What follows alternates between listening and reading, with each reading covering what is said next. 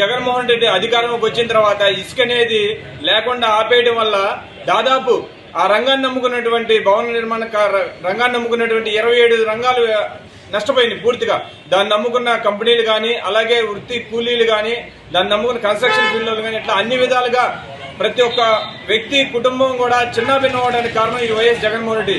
కానీ ఈ ప్రభుత్వంలో ఇప్పుడు దాదాపు 2.5 ఏళ్ల 3 ఏళ్ల తర్వాత ఇసుక ఇస్తా కూడా అధిక రేట్లతో దాదాపు నారా చంద్రబాబు నాయుడు గారు ఉన్నప్పుడు ఇసుక యూనిట్ దాదాపు ఫ్రీగా వచ్చే రోజు నుంచి వాళ్ళు 20,000 రూపాయలు యూనిట్ అయ్యే పరిస్థితి తీసుకొచ్చాడు జగన్మోహన్ రెడ్డి.